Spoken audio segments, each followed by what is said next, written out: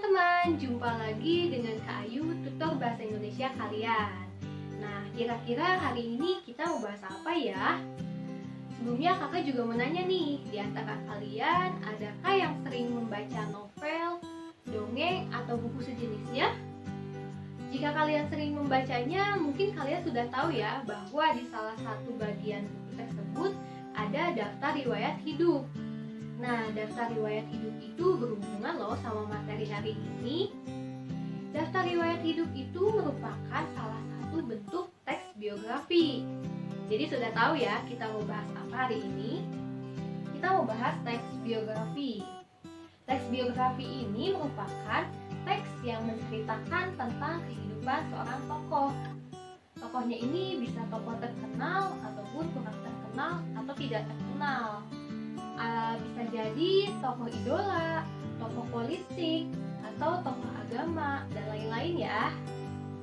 Di dalam teks biografi ini terdapat keteladanan-keteladanan yang bisa diterapkan dalam kehidupan sehari-hari si pembaca. Misalnya, rajin menabung, suka menolong, baik hati, tidak sombong, itu bisa diterapkan dalam kehidupan sehari-hari. Nah, dalam teks biografi juga itu menceritakan awal mula kesuksesan dari seorang tokoh atau awal mula tokoh tersebut meniti karirnya. Jadi sampai ia mencapai kesuksesannya. Itu. Sudah tahu kan teks biografi itu apa? Nah, lalu ada pertanyaan nih. Kak, boleh tidak sih teks biografi ini ditulis oleh tokohnya sendiri? Kira-kira boleh tidak ya? Oke, jadi kita boleh ya menuliskan teks biografi diri kita sendiri. Nah, itu juga disebut dengan teks autobiografi. Jadi, teks biografi ini dibagi menjadi dua.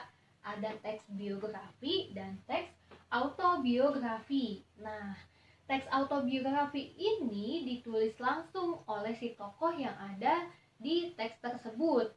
Contohnya, kakak ingin menulis riwayat hidup kakak. Nah, itu disebut dengan autobiografi. Sedangkan teks biografi ditulis oleh orang lain. Contohnya ya, kakak ingin menulis riwayat hidup seorang Raisa misalnya. Nah, itu disebut dengan teks biografi, orang yang menuliskannya, bukan tokoh itu. Jadi sudah tahu ya apa perbedaan teks biografi dan teks autobiografi? Jangan sampai lupa ya. Sebelumnya kita sudah tahu ya bahwa di dalam teks biografi itu terdapat keteladanan tokoh. Nah, bagaimana sih cara kita mencari keteladanan tokoh dalam teks biografi? Caranya itu ada dua, cara langsung dan deskriptif. Cara langsung itu disebutkan secara langsung keteladanan atau sifat si tokoh tersebut di dalam kalimat. Misalnya seperti ini, Ani merupakan seorang yang tekun. Ia berhasil meraih peringkat pertama di dalam kelasnya. Nah, di situ jelas ya disebutkan bahwa Ani seorang yang tekun.